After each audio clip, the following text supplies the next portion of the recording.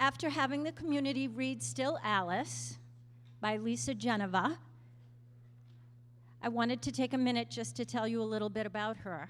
She's a writer, an actor, and a scientist. Most of you know she's written 3 books, Still Alice, Left Neglect, and Love Anthony. As an actor, she's done community theater, appeared in Boston, and in documentaries. And as a scientist, she was a graduate of Bates College, valedictorian. Her BS was in biopsychology, and she graduated from Harvard with a PhD in neuroscience. She lives in Chatham with her 3 children and her husband, and I'd like you now to take this minute to give a warm welcome to Lisa Genova.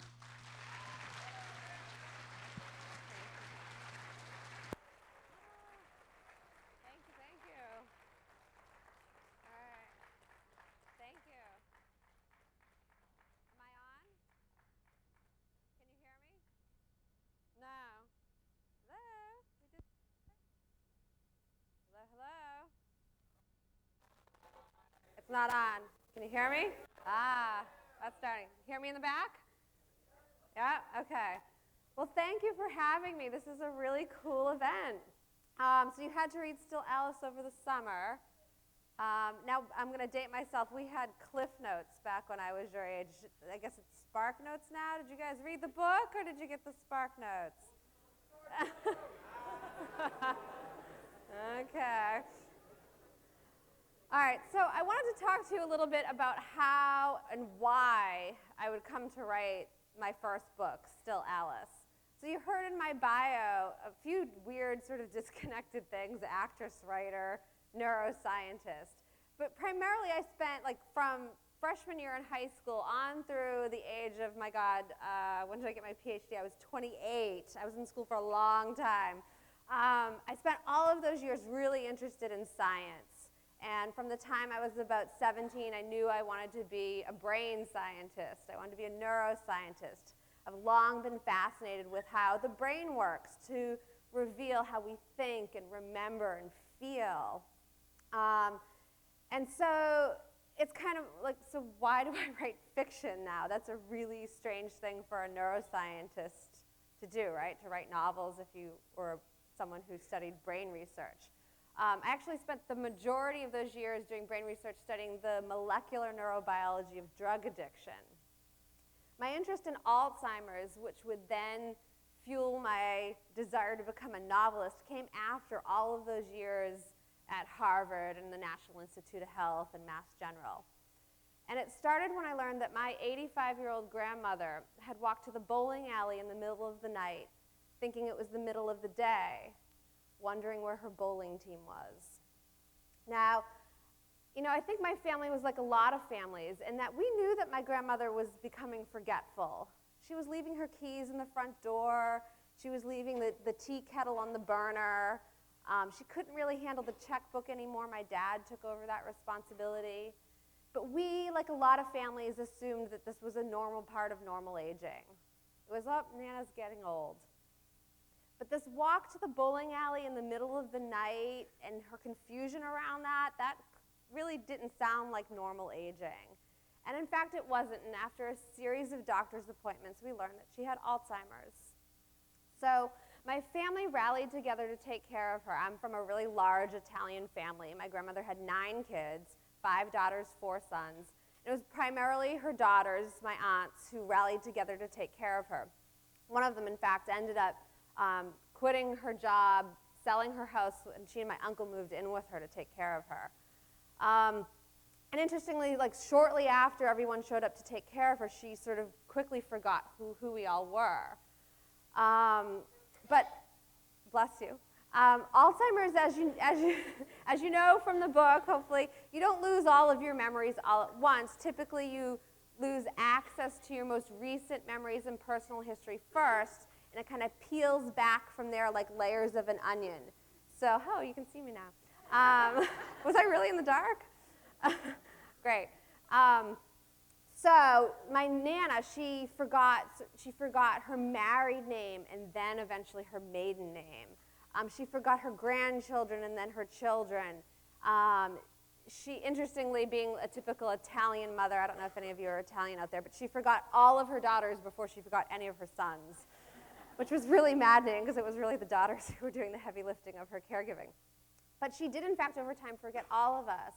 And while I wasn't the one taking care of her, I lived nearby. I was, actually at the time, I was a strategy consultant for biotech and pharmaceutical companies. And so I would come over to visit and witness what was going on.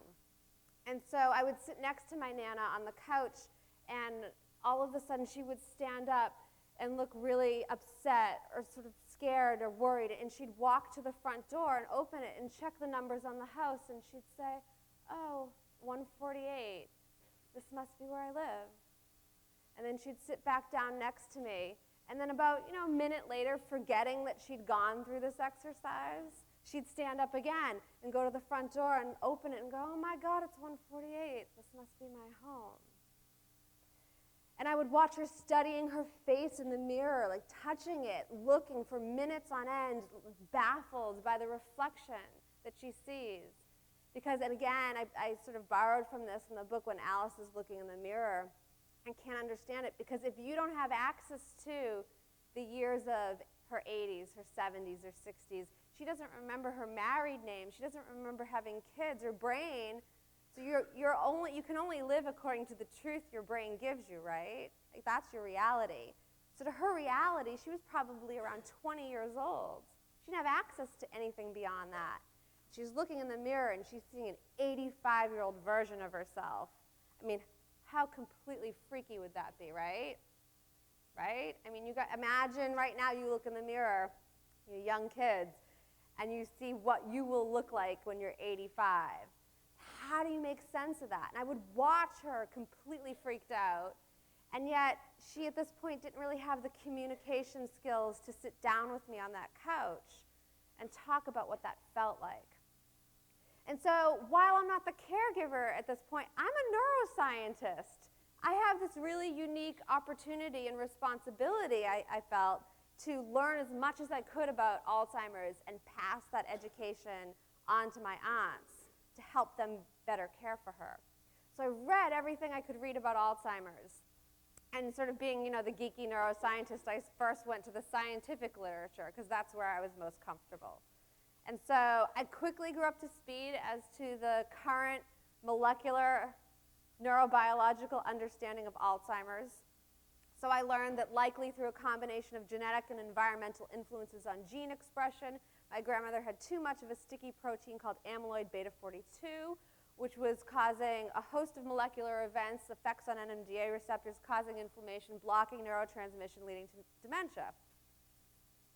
Now, if I had written a book about that, we would not be here today, right?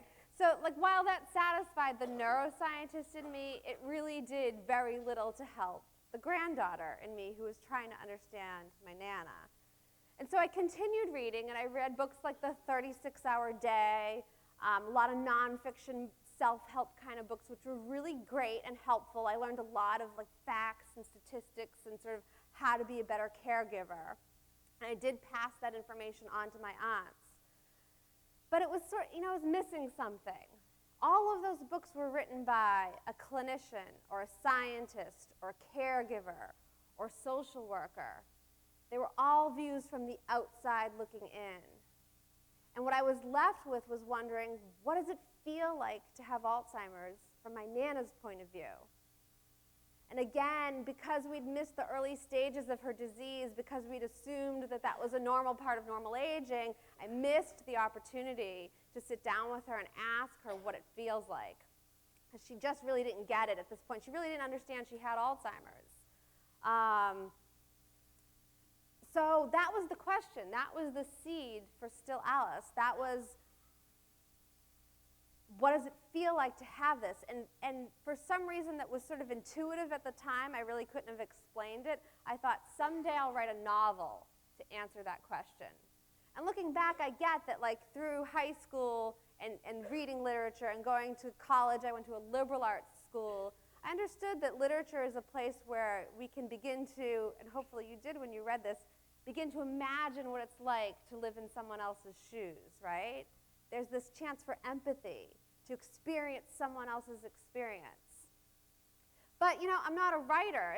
For those of you who are into the sciences at all, the literature in science is not creative writing. It's, you know, introduction, methods, results, discussion. It's not really very, you know, it's not that interesting unless you're interested in the science.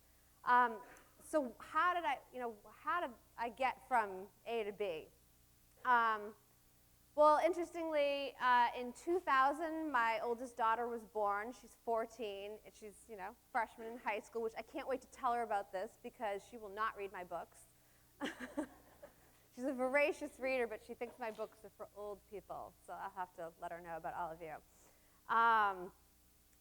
So she was born. I quit my job. I had been working about 60, 68, 65 hours a week at the time, traveling a lot. And I thought I'd be home for about a year to take care of her. And then, sadly, my marriage started to fall apart. And I didn't go back to work because I was trying to fix my marriage. And then I was separated and then divorced. And so now I'm a divorced, unemployed single mom in 2004. And I should have gone back to my job. I had a good salary, health insurance, very responsible thing to do. But in that very difficult change in my life, I started asking myself some questions. And I'm bringing this up because I think this question is something that I encourage all of you to ask yourselves as you start to, you know, leave high school and go on to whatever's next for you. And the question was, it began with like, well, I'm going to go back to my old job. And then it was, well, why do I have to go back to my old job? If I could do anything I wanted, what would that be? I love this question.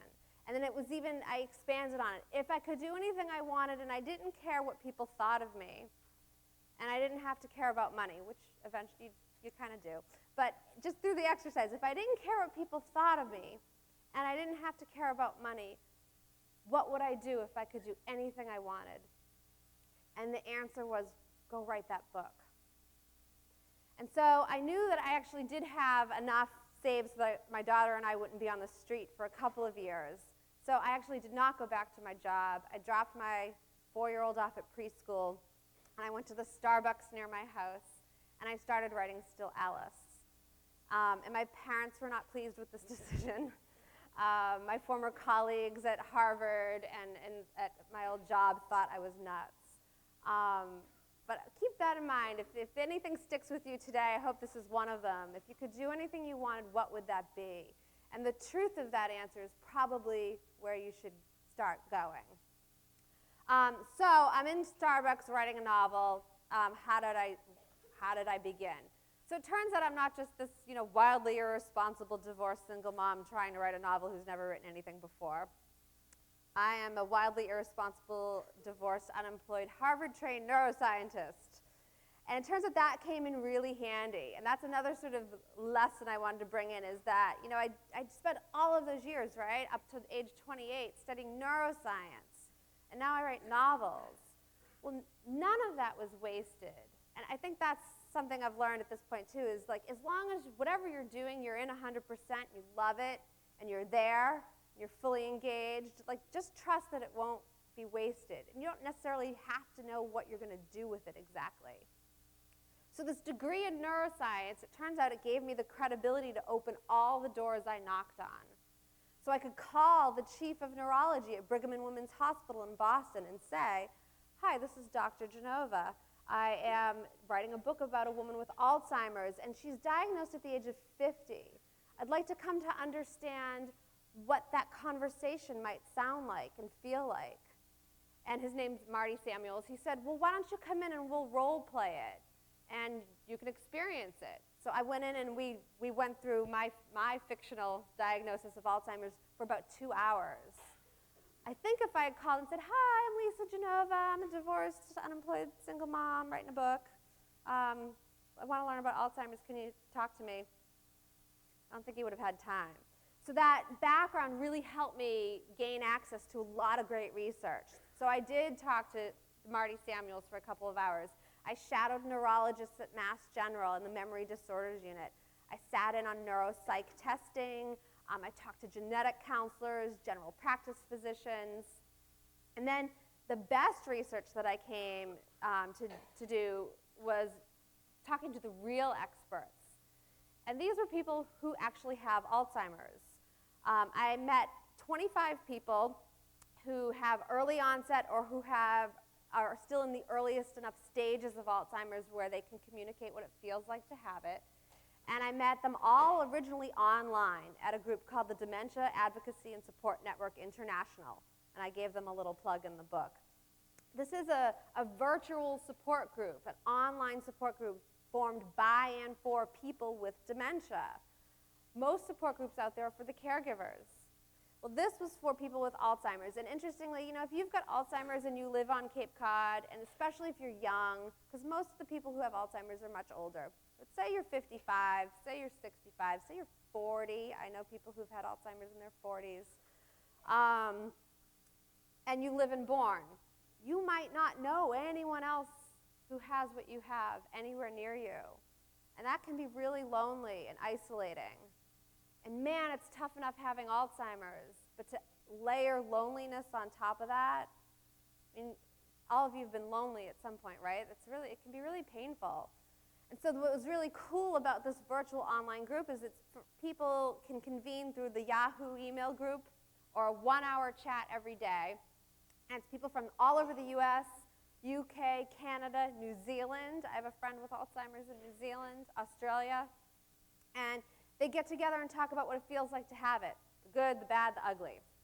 And I introduced myself to them and let them know what I was trying to accomplish. And they very generously let me in, which was to this day still amazes me, because it's just supposed to be for people with Alzheimer's. And in looking back, I've asked a lot of them. We've come to know each other in person. I've met people. I've gone to Australia and met the woman who I know with Alzheimer's there, people in Canada. I've met a bunch of people in Chicago where they were filming a documentary for HBO, which maybe some of you have seen. Anyway, so we know each other pretty well, and I've asked them, why did you take that chance with me and share stuff that was so personal? Because they talked about whether or not they plan their own suicide. They talk about the loss of their jobs or the divorce that they get because of this, or just everything they're scared of. And they also make fun, they also make fun of themselves too, and the crazy mistakes that they make.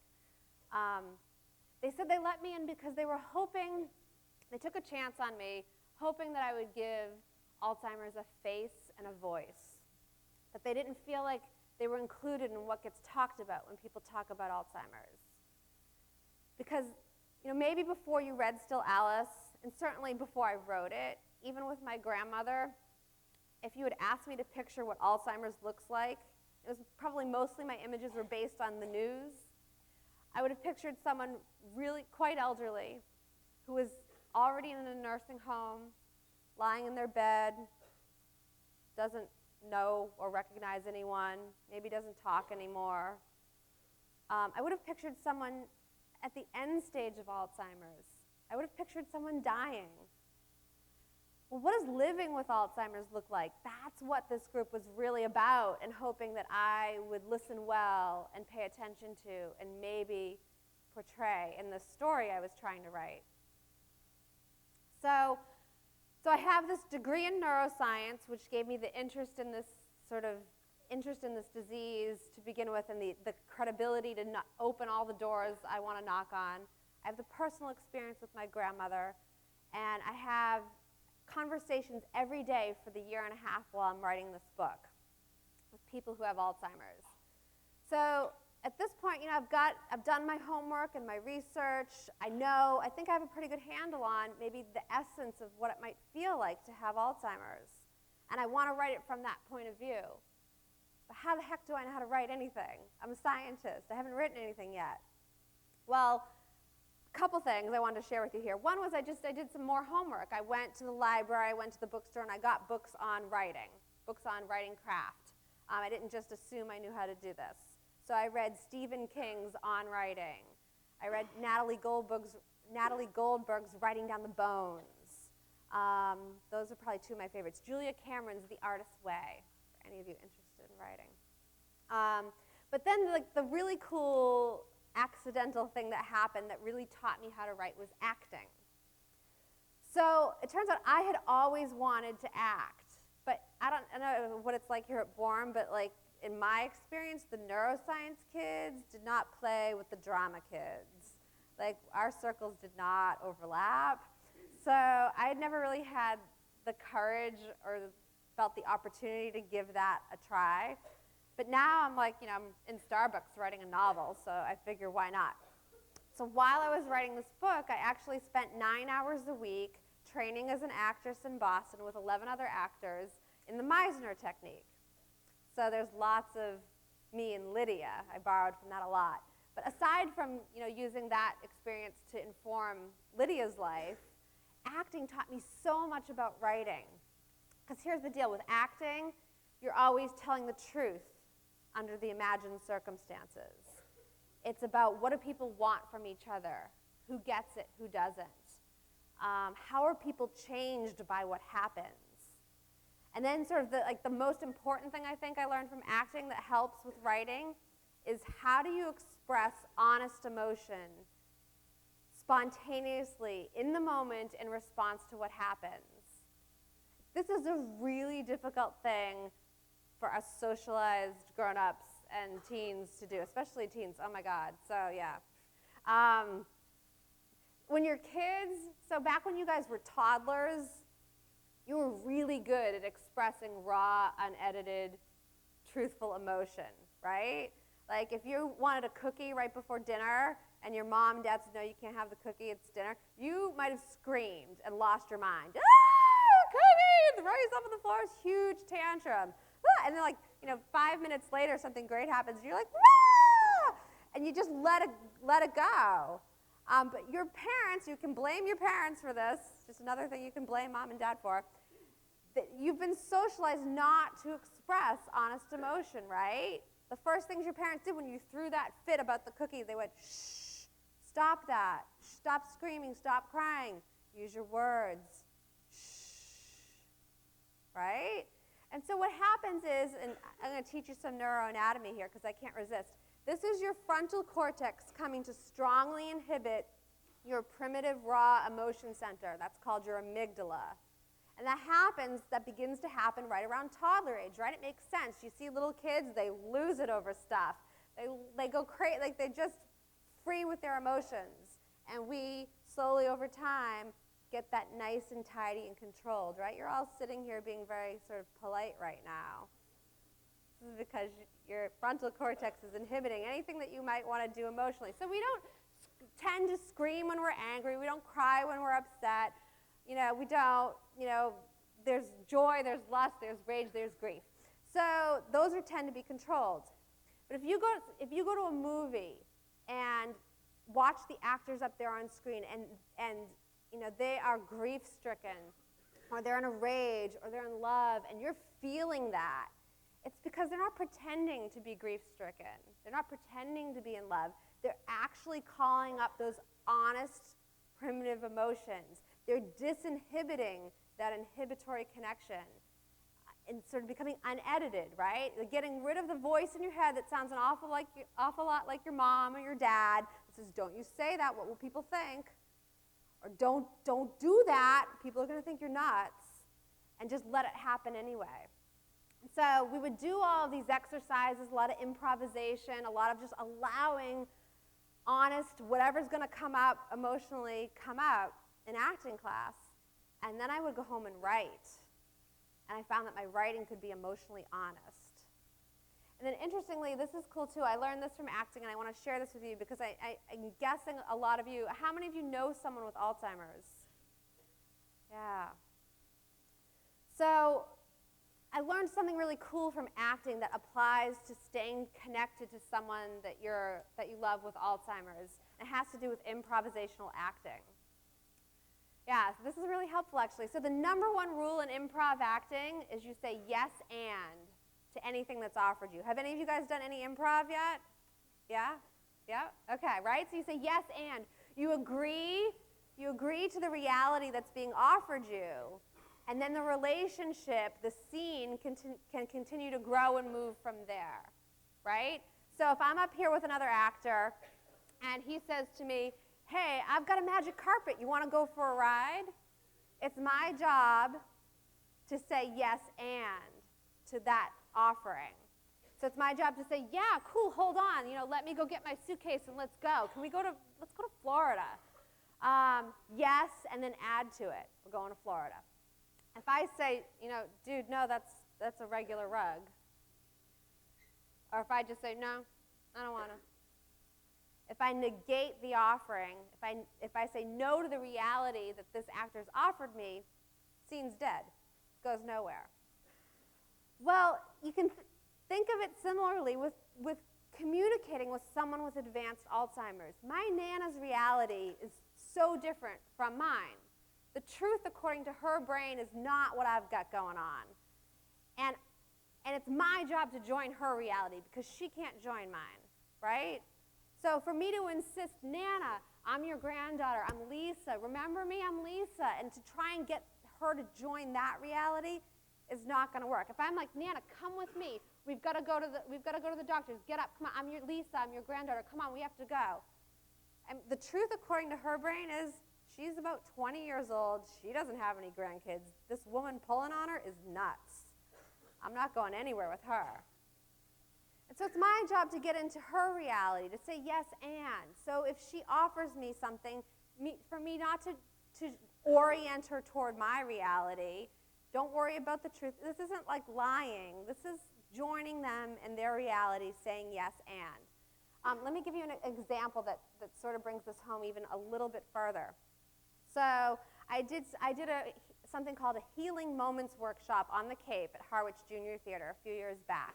And it uses the techniques of improv acting to stay connected to people with Alzheimer's.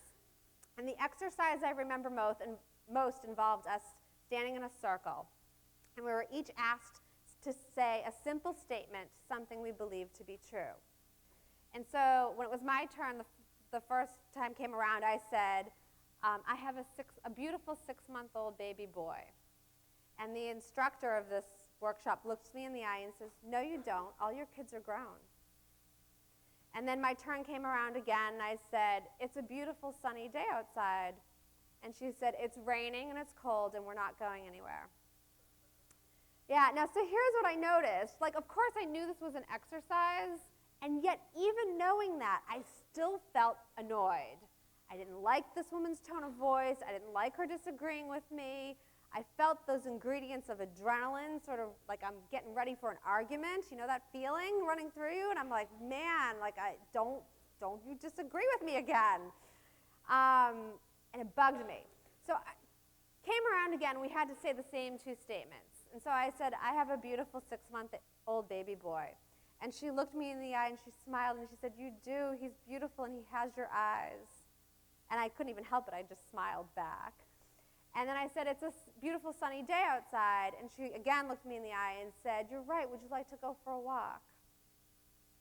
And so here's what was so easy to notice, is that when she said yes and to the reality I offered, it then gave us an opportunity to continue to stay in conversation. And when she negated it, man, I was irritated with her. And so here's the thing. If I have Alzheimer's, I might forget what she said and what I said in 5 minutes. But those ingredients of adrenaline that run through you, ever get in a fight with someone in the morning and you're still feeling it at noon? You got that going on, right?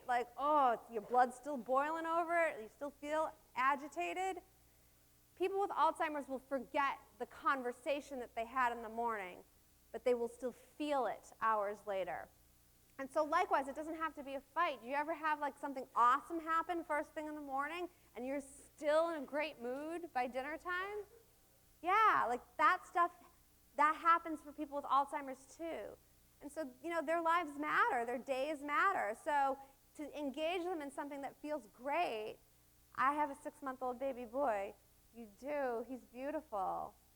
And I feel so good and I feel validated by that. We can dance in that way with someone with Alzheimer's and join them in their reality. All right, so back to the back to the story here. So I did the research. I took all these acting classes, which helped teach me how to write. I wrote the book in a year and a half. And then I did what you're supposed to do next, which is you're supposed to find a literary agent who will represent you, who will then go on to get your book published by a publishing house. Okay, and so to find those literary agents, there's a book called The Literary Marketplace Guide. Probably have it here in the library. It's just like a catalog of all the literary agents. Most of them are in New York, and what they're interested in. So if they're interested in nonfiction or fiction or what kind of fiction. And so I sent out 100 letters to these literary agents. And I heard back mostly no. And it was a form letter, and they don't even use a whole sheet of paper to reject you. They take a third of a piece of paper, and it's dear author, no thank you. I've got stacks of those rejections. I'm still waiting to hear back from a few of those agents, so there's a lot of no reply. About 6 months into waiting around, I heard back from 3 agents who wanted to read the book. 2 of them thought, you know what, Alzheimer's is too scary. Too depressing. I don't think people are going to want to read about that. And you know, I get that. I get that Alzheimer's is scary. I get that it's not, happy. Like my kids keep asking me, are you ever going to write about something happy? I get that. And yet, there's 5.5 million Americans with Alzheimer's, and they all know people who love them. And I get that it's scary, but if learning about Alzheimer's from the news or from the nonfiction books, which would just talk about like 5.5 million Americans, every 67 seconds someone's diagnosed, like that's a lot of intellectual information. That's like homework kind of information. Like a novel is a way to sort of understand the humanity behind the science. It's a way to understand Alzheimer's with your heart, not just your head. And so I get that it's scary, but I also get that we need to understand it. There's a need for this out there. 40 years ago, people didn't talk about cancer. I don't know if you guys know this. People called it the big C. Don't mention it. And people with cancer had to go through that alone. Neighbors didn't know about it. Even relatives might not know about it. It was really kept secret. There was a lot of stigma around it. And then something changed, right? You guys, if you know someone with cancer, we wear the looped ribbons to raise awareness. We go for walks. We raise money. If we're a neighbor, we'll bake lasagna and bring it over while they're going for treatment. We'll offer money for their gas if they're driving to Boston. We rally around people going through that. And not coincidentally, we now have treatments for cancer that work, and we have cancer survivors. We don't have Alzheimer's survivors right now. And Alzheimer's is still very much, it's better than it was when I began writing the book 10 years ago. But it's still very much in the closet. People don't want to talk about this. It's scary. I get it. But if we're going to see money for treatments, if we're going to see survivors, we need to acknowledge that it exists. We have to start talking about Alzheimer's we have to get rid of some of the stigma. We have to drag it out of the closet and begin to say, here it is, this is what it looks like. Get rid of some of that loneliness that goes along with it, right? Because that loneliness is so painful. So I'm so excited and so grateful that you guys have read this book, because it's part of what I'm hoping is going on in this country, around the world really, is that we're using the book as an opportunity to begin to talk about this. When I see it brings people together like, oh, I didn't know your grandmother had this, my aunt has it, my grandfather has it, my dad has it. You can begin to see that you're not alone in this, which is really pretty amazing. And then we can begin to start the awareness that cultivates money toward research and resources. All right, so 2 of the agents said, no way. The other one actually read it and read the whole thing and said, well, I like it, but you've got this PhD in neuroscience. Why are you writing fiction? Go write a nonfiction book about Alzheimer's, and I'll take a look at that. Well, at this point, I'd moved to Cape Cod, and there are no strategy consulting firms, biotechnology, pharmaceutical, that's not here, right? So my choices are to move back to the Boston area and go get a real job. Or in the summer of 2007, I self-published Still Alice, and I sold it out of the trunk of my car for 10 months. Yeah. Yeah, and Barnes & Noble wouldn't take it, Target wouldn't take it. I could, a couple of copies at a time at the independent bookstores on Cape Cod is where this started. 8 months into the 10 months that it was self-published, it got this awesome review in the Boston Sunday Globe. That led me through word of mouth to a literary agent who then sold it to Simon & Schuster. That was May of 2008. They re-released it in 2009, and it went crazy. It was on the New York Times bestseller list for 40 weeks. It's been translated into 27 languages. And the movie is coming out in New York and LA in December, and then it's coming to a theater near you in January 16th. Thank you. Yeah, thank you. And we already have word it's being nominated for Oscars. So I'm going to the Oscars this year. So I also bring that up just because A, it's so much fun, but B, this started with me doing something I, quote, shouldn't have done, right? I had no business writing a novel. My parents said, not a good idea. You'll never make any money doing that. Writers don't make money. But I followed what I wanted to do, which was, I asked the question, if you could do anything you want, what would that be? And I also regularly, while I was writing the book, I would go into the local bookstore with a library and look at all the books. And I'd say, well, they did it. Why not me? So ask yourself that, too, when you're going after something that feels a little scary. Why not you? Somebody gets to write a book that gets made into a movie that gets nominated for Oscars. Why not me? And so it's so cool and rewarding. And while that's super fun, it's like and it's so exciting. I'm already like, what am I going to wear? It's also just this tremendous opportunity, right? We're talking about dragging Alzheimer's out of the closet, and so cool that all of you have read the book, I hope. But so many more people see movies, right? And a lot of people who will see that movie will read the book first. So it's just another opportunity to broaden the audience and the conversation around Alzheimer's. All right, so talking about conversation with Alzheimer's, I'd now like to turn this over to a conversation with us and do a little Q&A. Thank you.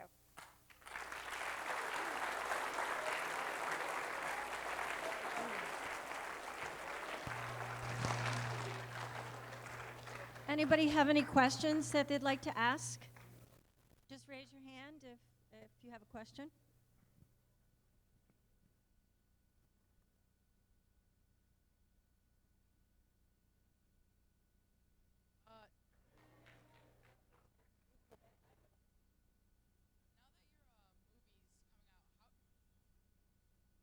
Now that your movie's coming out, how do you feel? I mean, you wrote this book from Starbucks and sold it out of the back of your car.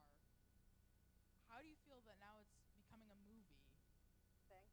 That's such a fun question. Thank you. It's so surreal, and it's funny, the filmmaker who bought the film rights was also, this is his first big movie.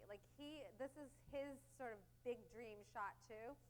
And the world premiere was in Toronto at the Toronto International Film Festival, and then he came back to Cape Cod and stayed with me for a few days.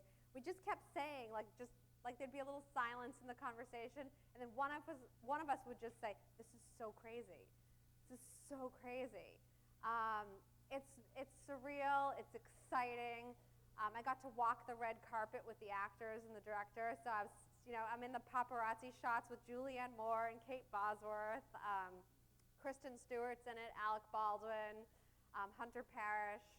I got to be on the set for a couple of weeks. They filmed it in New York, actually, because Julianne Moore just finished filming The Hunger Games, and she was away from her kids for a while. So she said she would do it, but can you shoot it in New York? So Alice is a Columbia University professor instead of Harvard, so that works. So I was there on the set. And the first day I went in, they're all sitting around the dining room table, and it's like Alec Baldwin at the head of the table, Julianne Moore at the other head, the kids in between. I just walked in, and I went, oh my, I made all of you up. And here you are. cool. And my 14-year-old was all about meeting Kristen Stewart. Thought that was really, just blew her mind. And she didn't know who Alec Baldwin was until she went home and then got on Netflix and watched like 1 million seasons of 30 Rock. And was like, oh my God, I met Alec Baldwin. So it's kind of mind-blowing like that, just meeting these actors who we've known or, have known forever, and they're acting out the story I made up. Anybody else have a question?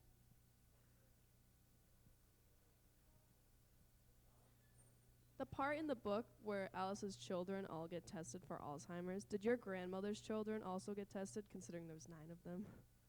Yeah, this is a great question. So it turns out that about 90% of the cases with Alzheimer's are people over the age of 65, and they have a combination of genetic and environmental influences on their Alzheimer's.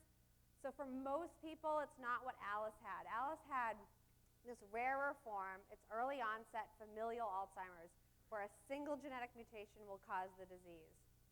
So if you think of like your risk of getting Alzheimer's as like a seesaw scale, and when this arm hits the floor, you've got Alzheimer's.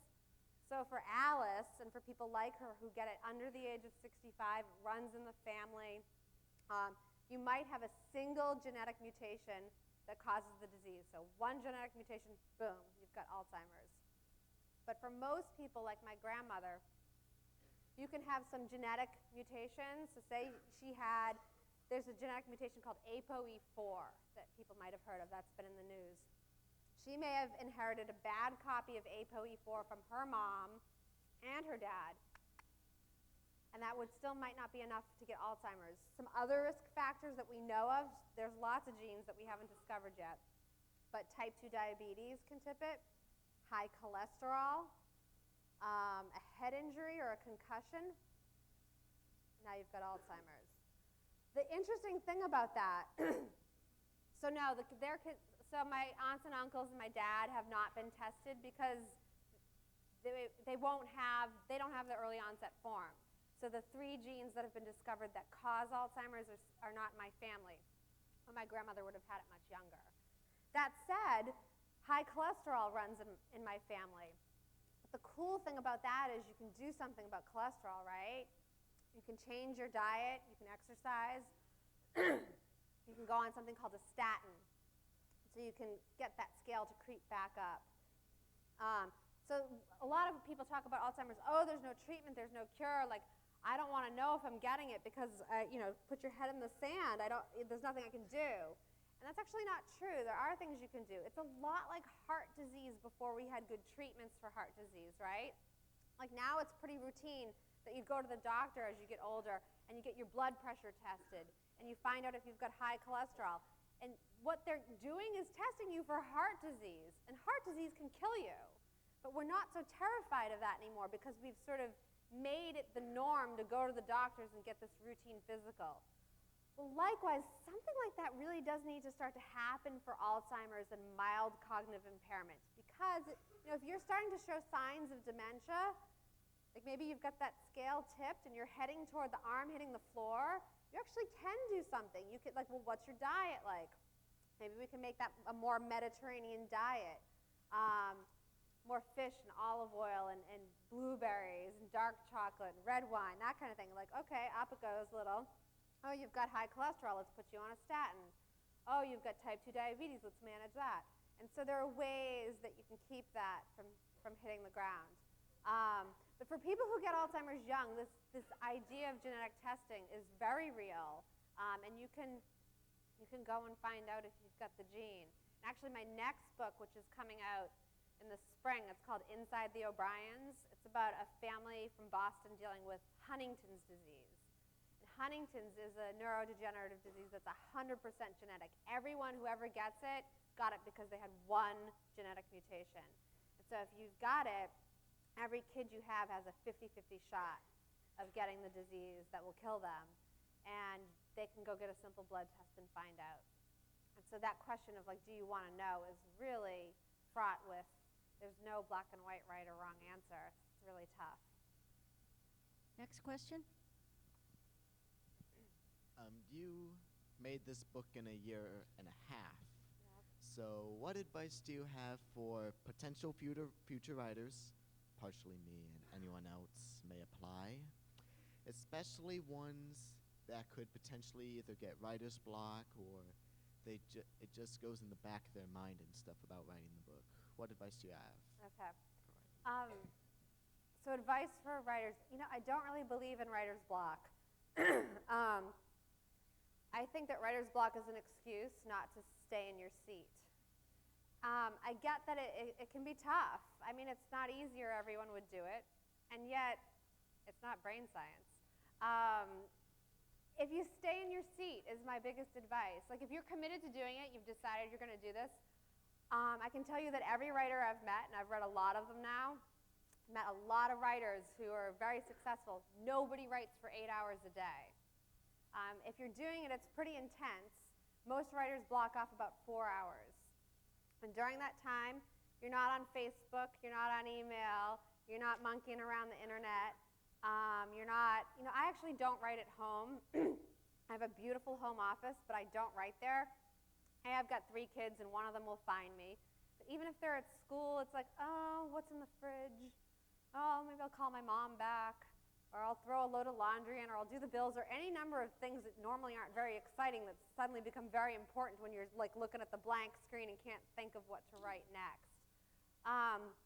A couple of tricks that I have is often, especially starting a chapter, the blank screen, the cursor, just blank, blank, blank, like that can be a little daunting. I often start in a notebook with just pen and paper, and I'll write chapter 1 or like chapter 17. What the hell happens next? I have no freaking clue. Like, don't panic. You can find it. Well, what just happened? Well, Lydia just did this, Alice did that. I'm like, oh, well, next thing that needs to happen is, and then, or I'll pep talk myself, like, what if this book sucks? Like that, maybe that's where I'm at. Like, oh my God, what if, like, especially the second book, like, what if I'm a one-hit wonder? Like, what if no one will, any doubts you have, just start writing them. And usually by the second or third page of just handwriting, I'm back in the story. And then I go back to the computer. So it's just stay in the seat. If you go to my website, I have a blog. I have some excerpts from that writing, the pages of doubt and like, oh, I don't know what comes next. What am I going to do? Or I'm scared to write what's going to happen next because I'm actually worried about this fictional family, and I don't want to do this bad thing I'm about to do to them. Or I don't know what I'm going to write next, and what if it's awful? Well, you can't edit nothing. You can always edit something. So my advice is stay in the seat, get it down. Anybody else have a question?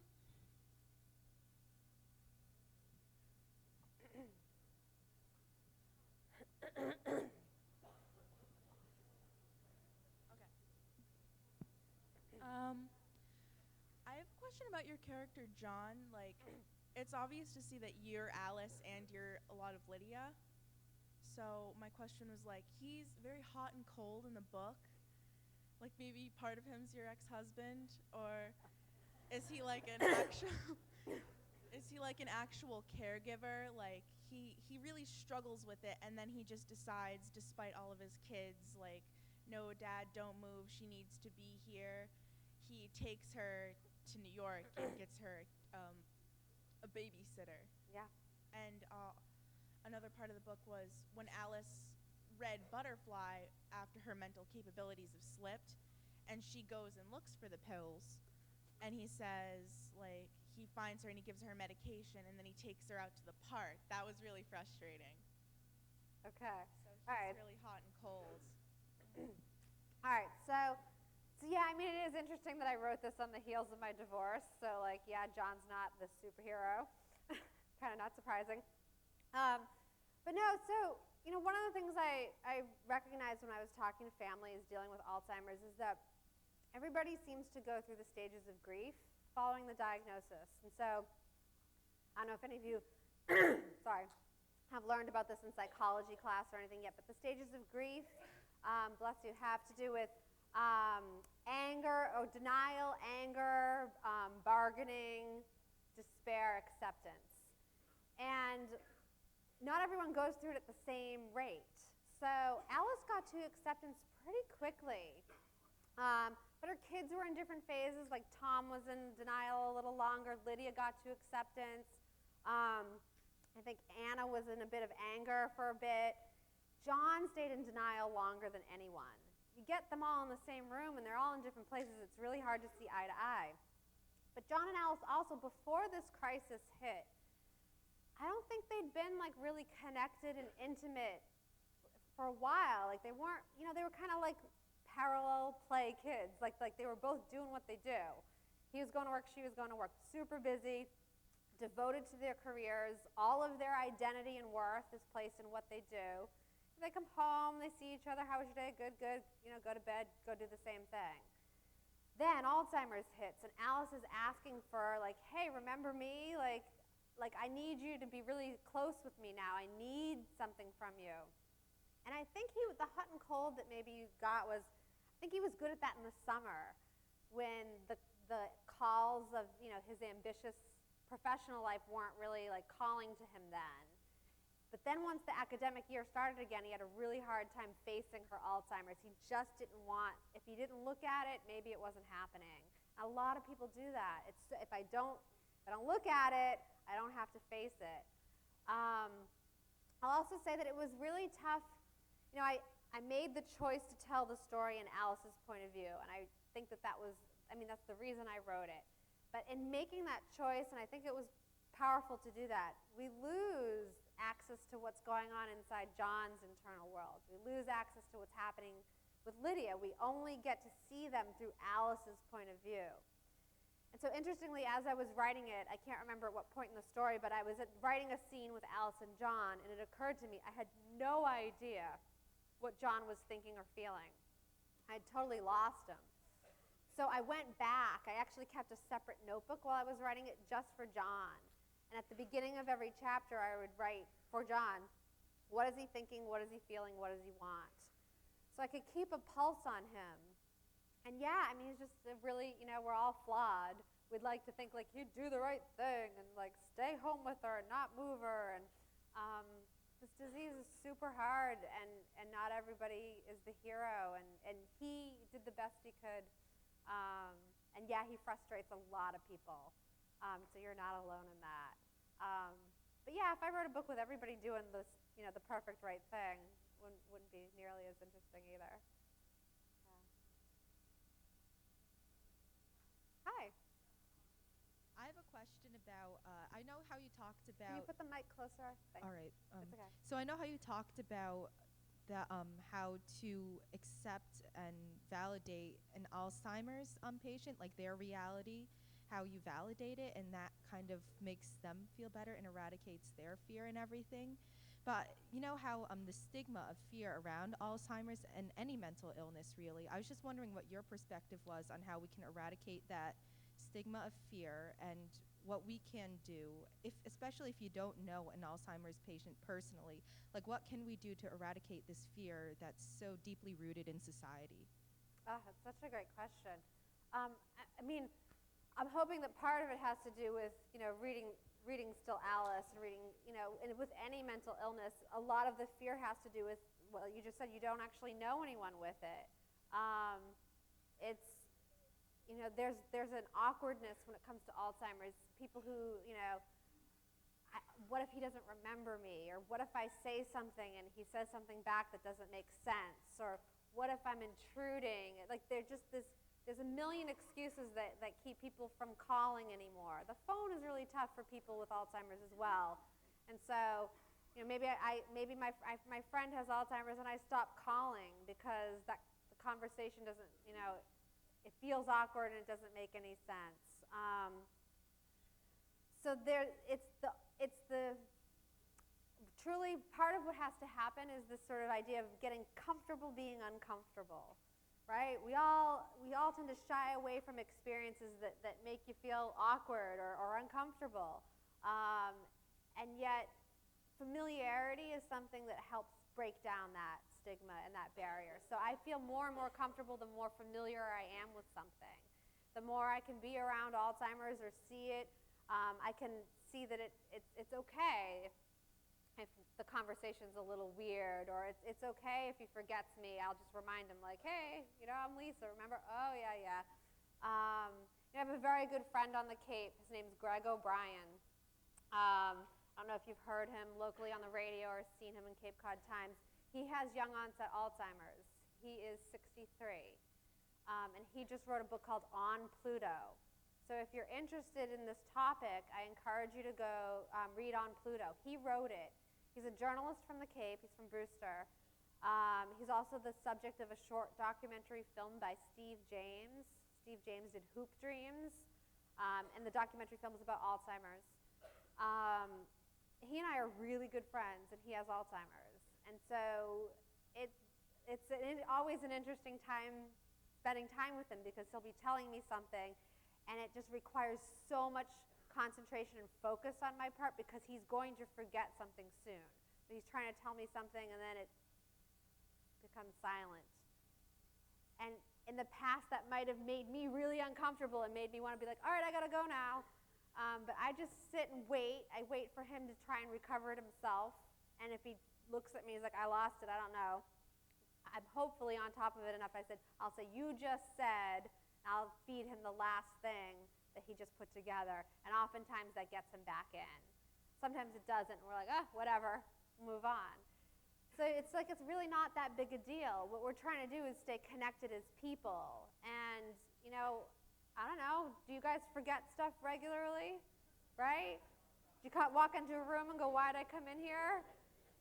Do you forget where you put your sunglasses?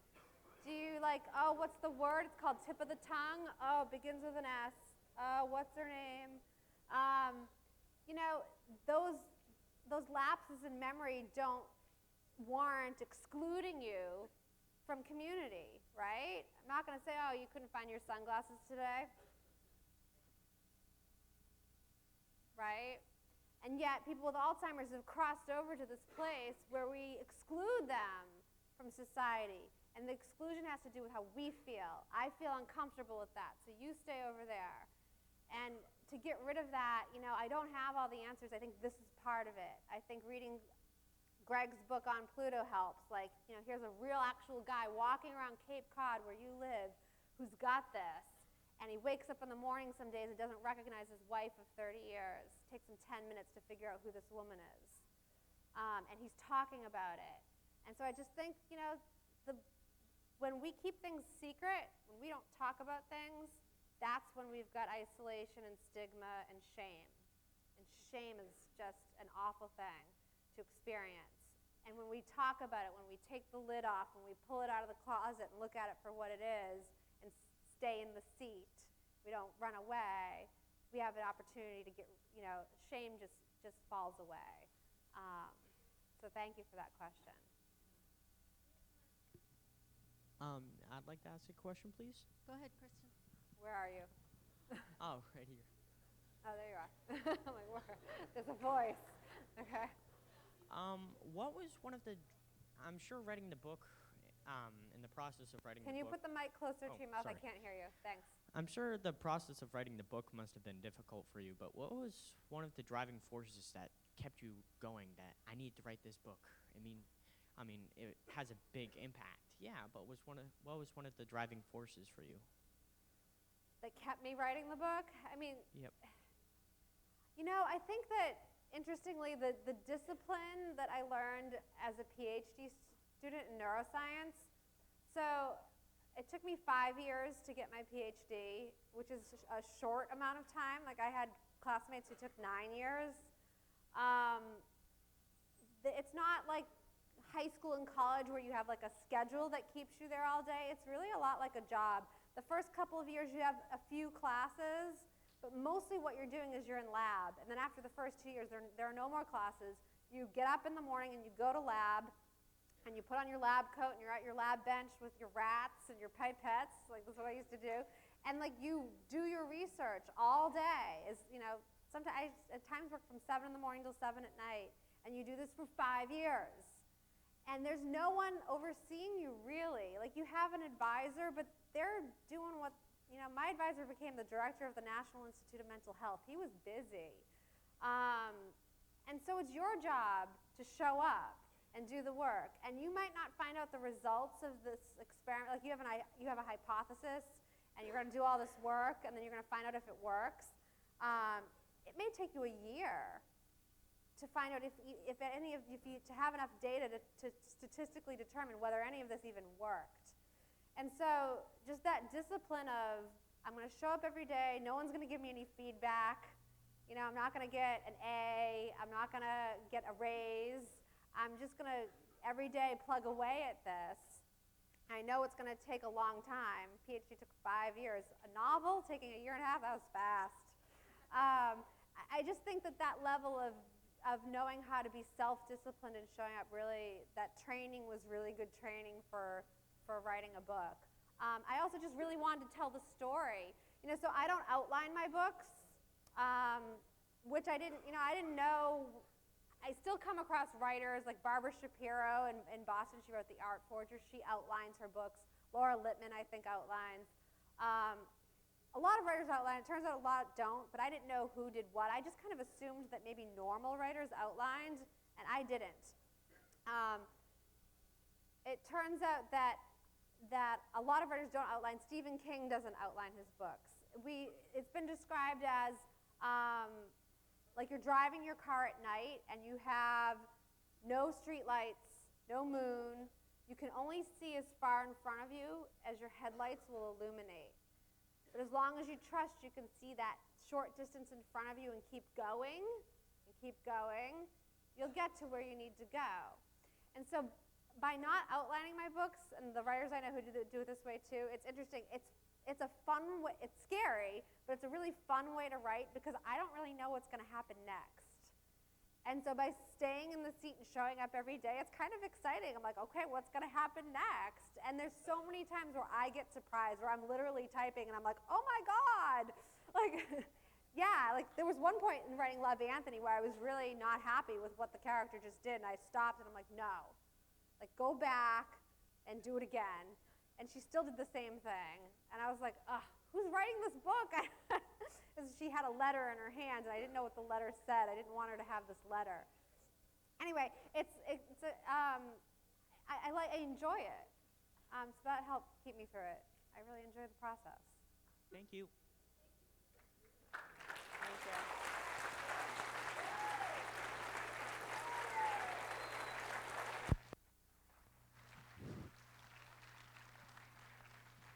Thank you. And I want to take this moment to thank you, Lisa, for coming and sharing your experience with us. It was wonderful to have you here.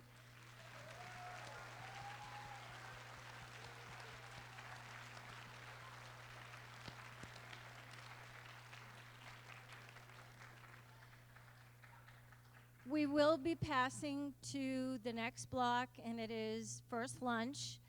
I would like to invite some of you students back to the library right now to have a group photo taken with Lisa. So I want to thank you once again for being a great audience, and have a great day.